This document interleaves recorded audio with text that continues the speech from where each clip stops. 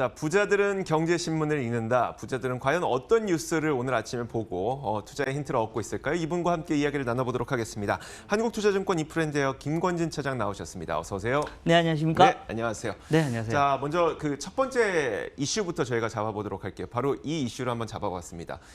빼놓을 수가 없겠죠. 어쩔 수 없죠. 금리 인하를 단행을 했습니다. 네네. 그리고 또 한 가지 되게 특이했던 게 금리 인하를 단행했고 앞으로 인하는 안 할 수도 있어라는 메시지를 줬음에도 네네. 불구하고 주가가 올랐기 때문에 그 이유를 지금부터 좀 살펴볼 텐데 살펴보기에 앞서서 저희가 파월 의장이 직접 어떤 이야기를 했는지 먼저 본인의 목소리로 직접 들어보도록 하겠습니다. 만나보시죠. Today, we decided to lower the interest rates for the third time this year. We took this step to help keep the U.S. economy strong in the face of global developments and to provide some insurance against ongoing risks. We believe that monetary policy is in a good place, and we've fallen back. So I think we would need to see a really significant move up in inflation that's persistent before we even consider raising rates to address inflation concerns. 못 알아듣지. 자, 지금 나왔던 이야기가 네네. 어제 그 연준 결정의 핵심을 다 담았어요. 아, 예, 그렇죠. 그쵸? 네. 네. 한번 내용을 살펴보자면 우리가 지금까지 상당한 정책 조정을 했다. 그러니까 3번 연속 금리를 내렸다. 너무 많이 내렸다. 그렇죠. 네. 그러면서 시간을 두고 이제 효과를 확인해야 된다라고 말하는 거는 당분간 쉴 거야라는 의미인 거고 네. 당장 금리 인하 생각하고 있지 않다. 그게 바로 이 내용이고요. 만약에 눈에 띄게 물가가 오르지 않으면 금리 인상은 없을 것이다라고 얘기한 게 이걸 시장에서는 좀 긍정적으로 받아들였던 것 같아요. 그렇죠? 네, 그렇습니다. 어떻게 보면 상당히 저금리를 오랫동안 이어갈 수 있을 것이다라는 것을 안내를 해준 거였다라고 생각을 하셔야 될 것 같고요. 우선은 우리가 알아봐야 되는 것은 뭐냐면 이제는 보험성 금리 인하가 3번 했습니다. 그래서 그게 어떤 작용을 하느냐 이걸 먼저 여러분들이 확인하는 시간이 필요해 보인다라는 얘기를 해드리겠고 어찌됐든 시장은 좀 환호하고 있었습니다.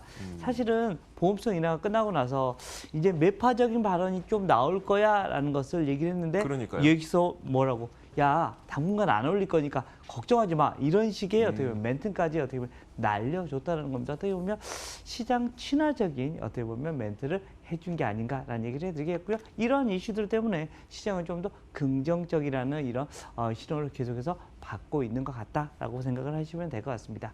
네. 자, 그러면은 이제 금리 인하의 그 효과 있잖아요. 네네네. 증시에 미치게 되는 그 효과는 어떻게 될까요? 자, 우선 뭐 긍정적으로 보는 게 맞는 시장입니다. 어떻게 보면 이번 파월 의장은 평소에는 사실은 발표하고 나서 파월 의장이 기자회견하고 나면 사실은 어떤 한쪽의 방향성이 나타납니다. 실제적으로 이번에는 파월 의장이 기자회견을 하고 나서 주가가 더 위로 상승해주는 모습이 나타났다라는 겁니다. 그만큼 시장에서는 환호하는 느낌이었다라는 거 얘기를 해드리겠고 어떻게 보면 전 세계의 금리의 어떻게 보면 기준점을 또 안내를 해준 거죠. 네네. 야, 당분간 저금리로 갈 거야. 저금리로 가면 뭡니까? 결국은 위험자산 선호 현상이 나타날 수밖에 없다. 계속해서 유동성을 풀어주겠다라는 강한 의지를 안내를 해준 거다라는 얘기를 드리겠습니다. 자, 당분간은 그러면 우리가 이제 금리에 대한 걱정은 좀 덜어두고 다른 거 신경 쓰면서 좀 네, 살아도 그렇죠. 되겠네요. 네. 네. 당분간은 그럴 것 같다라는 거 얘기를 드리겠습니다. 네, 알겠습니다. 자, 이렇게 금리에 대한 이야기를 한번 해봤고요. 두 번째 이슈도 한번 확인해 보도록 하겠습니다. 두 번째 이슈는 바로 이겁니다. 제가 제목을 희비가 엇갈린 삼성과 LG라고 하긴 했는데 사실 실적이 희비가 엇갈렸던 것 같지는 않아요. 네, 근데 그렇죠. 주가의 희비가 엇갈려서 좀 해설을 좀 들어보고 싶은 건데 네. 자, 먼저 오늘 아침에 발표가 됐었던 이 삼성전자의 실적, 좀 세부 실적을 좀 살펴보도록 할게요. 대체적으로 살펴보자면 7조 원을 회복했다는 걸 재확인을 했고 스마트폰이 살아났다는 걸 재확인을 했죠. 일단 매출액의 경우에는 발표치가 62조가 넘었다는 걸 확인했었고 이 세부 지표를 살펴보자면 반도체 부문의 영업이익 3조 500억 원, 모바일 부분 이게 굉장히 좀 눈에 띄었던 것 같아요. 모바일 부분 2조 9,200억 원 기록하면서 갤럭시 잘 팔렸다 이런 걸 좀 확인을 했던 것 같고요. 거의 뭐 생각보다 잘 팔려서 거의 이번에 3조까지 나왔네라는 이런 생각을 할 수 있었던 이런 실적이 아니었나라는 얘기를 해드리겠습니다. 또 한 가지가 디스플레이 있잖아요. 네네네. 디스플레이가 1조를 넘어섰어요. 예, 드디어 그러세요. 요즘에 LG와 디스플레이에 대해서 삼성이 굉장히 좀 가열차게 싸우고 있는데 네네. 일단 실적이 좋았던 것도 신기하고 이걸 어떻게 바라봐야 될지도 좀 궁금하고요. 자, 우선은 조금 그동안에는 편중되었었잖아요. 어떻게 네. 보면 반도체 쪽으로 많이 편중돼요. 물론 아직까지도 어떻게 보면 거의 절반 가까이를 차지하고 있는 게 반도체 쪽의 실적입니다. 그쪽을 간단하게 보면 분명히 수요는 늘어나고 있는 것 같습니다. 실제 바닥은 거의 확인이 됐다라는 거. 3분기 실적이 거의 삼성전자의 반도체 당분간 또 바닥이 나올 수 있을 것 같고요. 4분기 때부터는 이쪽 라인이 더 좋아질 수 있을 거다라는 거 얘기를 해드리겠고, 또 다른 쪽 분야, 바로 앞에서 우리가 얘기하고 있는 스마트폰이나 디스플레이 부분도 상당히 좋아졌습니다. 이렇게 좋아지나라는 거. 그러니까요. 실제로 스마트폰에 어떻게 보면 갤럭시 10이 이거 생각보다 잘 팔렸네. 그리고 이제는 혁신적인 게 나왔지 않습니까? 접어지는 폰들, 우리 폴더블 폰들이 나오면서, 폴더블 폰 같은 경우는 원래 처음 나왔던 1세대보다는 2세대부터가 폭발하기 시작합니다. 내년이 2세대가 나오기 시작할 거다라는 거 이야기를 해드리겠고, 그렇게 되면 당연스럽게 스마트폰 여기 바로 IM 쪽 분야의 이런 숫자도 더 잘 나올 수가 있을 거야 라는 것을 다시 한번 확인할 수가 있는 거다라는 거. 이렇게 보면 삼성전자는 좋을 호자를 정말 많이 가져갈 수 있는 이런 포트폴리오입니다. 정말 어떻게 보면 삼성전자 같은 경우는 황금 분할이 되어 있는 회사입니다. 어디 한쪽만 막 이렇게 올라와서도 좋지만, 야, 우리 이거 안 돼도 이게 있고 이게 있어, 이게 있어. 우리 이런 식으로 아주 안정적으로 실적을 낼 수 있는 회사야라는 것을 다시 한번 보여주는 한번 저력이 나타나고 있지 않나라는 얘기를 드리겠습니다. 그런데요. 네네. LG전자는 네. 잠시만요. LG전자가 보면 역대 최대 매출을 기록을 했고요. 네네. 그리고 눈에 띄었던 게, 오늘 눈에 띄었던 거는 가전 매출이 5조 원을 돌파했다고 해서 그 언론사들에서도 대대적인 보도를 하고 있긴 네네. 한데, 주가가 이렇게 내려간다는 거는 네네. 좋습니다. 뭐 삼성전자는 앞으로 네네. 잘 팔릴 것들이 많다는 기대감을 다들 갖고 있는데, 네네. 그럼 LG전자는 앞으로 뭘 더 잘 팔 거야라는 좀 의구심이 남아 있는 건가요? 예, 그런 게 어떻게 보면 우리 아나운서 얘기대로 실제 그렇습니다. 삼성은 뭐 반도체도 이제 잘 팔릴 거야. 그리고 휴대폰도 잘 팔리네. 그리고 디스플레이까지 잘 돼. 근데 LG 한번 따져볼까요? 반도체 밑으로 내려갔었죠. 그래서 어떻게 보면 반도체에서 계속해서 적자 내고 있으니까 제가 아는 친한 형 중에 네. 반도체 죄송합니다. 휴대폰 연구원이 네. 있습니다. 아. 그 형이 너무 힘들었어요. 창원으로 넘어갔다가 야 이거 다 정리해. 베트남으로 가. 아니면 그만두던가. 이런 식으로의 분위기였습니다. 실제로 LG전자가 그렇게 해서 어떻게 보면 그 비용단을 많이 줄이기 위해서 많이 노력을 하고 있죠. 이것은 정말 박수 치고 있어. 근데 가장 좋은 거는, 야, 우리 반도체 휴대폰 이제 그만할게 라는 이런 식의 방향이 나와야 되는데, 자존심인가? 이건 계속해서 하겠다랍니다. 어찌됐든 그쪽 라인에서 과연 얼마나 큰 캐파를 더 차지할 수 있을까? 그냥 계속해서 적자되는 사업을 왜 할까라는 생각을 하고 있습니다. 여기에 대한 게 이쪽으로 집중할 게 아니라, 사실은 LG는 어디에 집중을 해야 된다? 전장 쪽에 좀 집중을 해주는 모습이 나와야 될 것 같은데, 그쪽 부분에 대한 얘기보다는 조금 다른 쪽으로 계속해서 포커싱이 맞춰지는 것 같고, 그나마 계속해서 LG전자의 주가를 잡고 있었던 건 뭐였다? 가전입니다. 모든 가전이 LG화가 되고 있었잖아요. 그리고 네. 이제는 하다 이제 이것까지 얘기 나왔잖아요. 이제는 팔아먹을 게 없으니까 야 이제 식기세척기도 바꿀 거지 라는 이런 식으로 광고가 나오고 있습니다. 왠지 바꿔야 될 것 같기도 하고 이제 넣어야 될 것 같기도 하고 네네. 그렇다라는 거. 실제 뭐 스타일러도 했고 건조기도 했고, 이게 어떻게 보면 필수 가전이 돼버렸잖아요. 그래서 그 라인까지 어떻게 보면 이미 LG는 다 수혜를 누렸습니다. 근데 추가적으로 식기세척기를 사람들이 사려고 할까? 라는 이런 고민을 해봅니다. 그럼 투자 전략 측면에서 네네. LG전자 그래도 꽤 많이 반등했잖아요. 물론 네네. 이 반등한 것 때문에 손실을 그냥 줄인 정도의 네네. 투자자분들도 계실 거예요. 그 위에서 네네. 사신 분들. 아니면 뭐 밑단에서 잘 사서 어느 정도 수익을 네. 갖고 계신 분들도 계실 거고.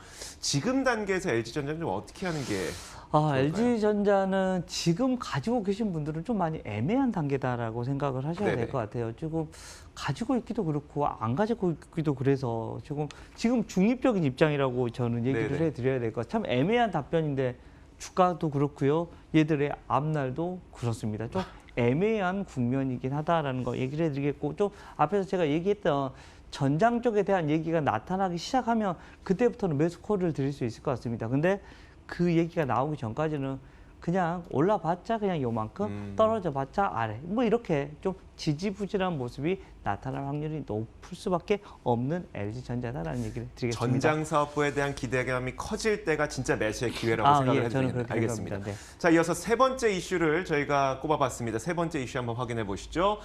자, 오늘은 거의 그냥 뭐 실적 시즌이에요. 저 어쩔 수 없습니다. 네. 실적 피크 시즌이니까. 아모레 실적에 대해서 한번 이야기를 해볼게요. 네네. 면세점과 온라인에서 수확이 쏠쏠했다 그러면서 아모레 3분기 깜짝실 어닝 서프라이즈를 기록했고 좀 내용을 살펴보자면 2년 반 만에 부진을 좀 딛고 일어섰어요. 네네. 영업이익이 42.3% 증가했습니다. 주된 이유가 바로 면세 사업이 호조를 보였다는 것이었고요. 이번에 보니까 면세점, 온라인, 멀티숍 이렇게 판매 채널들을 좀 네네네. 다양화했더라고요. 그게 좀 도움이 됐던 것 같고 또 한 가지가 우리 아무리 아모레 퍼시픽의 화장품이 좋다고 하더라도 젊은 친구들이 나 아모레 퍼시픽 사야 이러진 않잖아요. 그렇죠. 네, 그래서 사실은요. 젊은 층들을 겨냥한 신규 브랜드 블랭크, 비레디 이런 것들이 좀 실적에 활력을 줬다 이런 평가를 받고 있더라고요. 네, 조금 어떻게 보면 아모레 퍼시픽 같은 경우는 전통적인 이런 느낌이 좀 많이 나였죠. 좀 노후화된 느낌도 많이 들고, 노후화까지는 그래도 좀 어떻게 보면 좀 오래된 이런 그런 느낌이 많이 드는 브랜드들이 상당히 어머님 많습니다. 네, 선물하기 그렇죠. 좋은.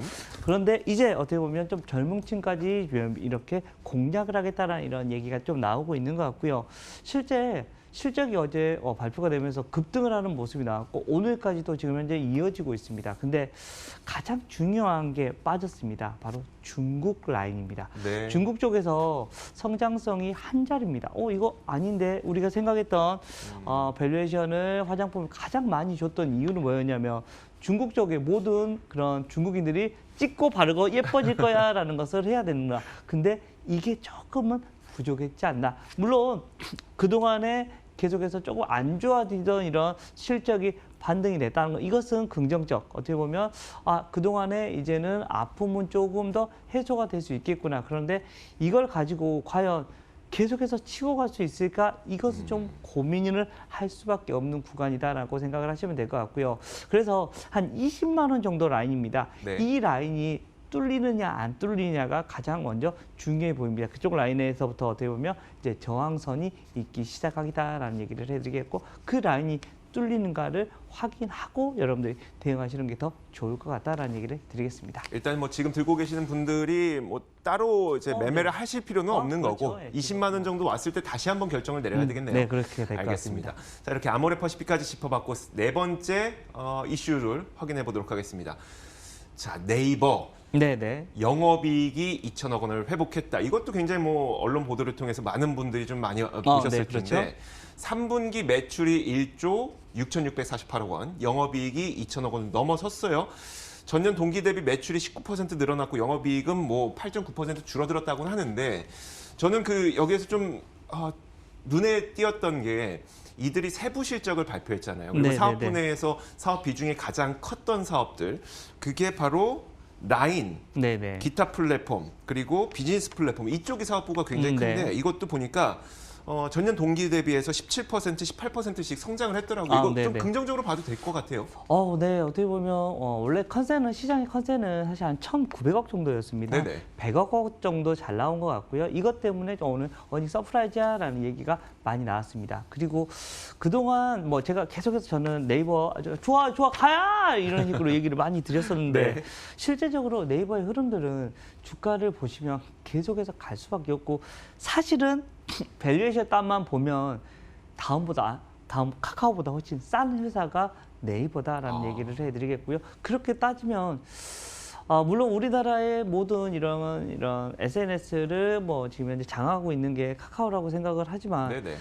라인도 지금 현재 일본을 장악하고 있고 동남아 지역을 장악하고 있는 게 네이버입니다. 이렇게 되면 네이버가 굳이 밀릴 게 하나도 없을 것 같고 실제 벌어들이는 거 우리 앞에서 우리 앵커님이 얘기해 주셨던 이런 세부 플랫폼을 보더라도 상당히 긍정적으로 지금 현재 숫자가 나오고 있다는 겁니다. 벌 거는 정말 많을 거고요. 근데 네. 아직까지 아직 돈으로 현실화가 안 된 것뿐입니다. 지금 실제 카카오가 열심히 현실화를 시키고 있는 것처럼 네이버도 현실화를 계속해서 시킬 거다. 이렇게 되면 앞으로의 미래가 더 창창할 겁니다. 지금은 아무것도 아닙니다. 더 위로 올라설 수 있는 모습이 나올 가능성이 네이버는 커 보인다라는 얘기를 드리겠습니다. 네. 김권진 차장은 항상 저희가 여쭤볼 때마다 카카오와 네이버 어떤 거 선택하시겠어요? 항상 네이버였었고 그 말 나올 때마다 항상 가자 이거는 항상 했었고요. 아, 그러나요? 여전히 같은 의견을 좀 주고 계십니다. 자, 이렇게 오늘 부자들은 경제신문을 읽는다 4가지 이슈를 좀 살펴봤고요. 지금까지 한국투자증권 이프랜드예요. 김권진 차장과 함께 이야기 나눠봤습니다. 고맙습니다. 네, 감사합니다.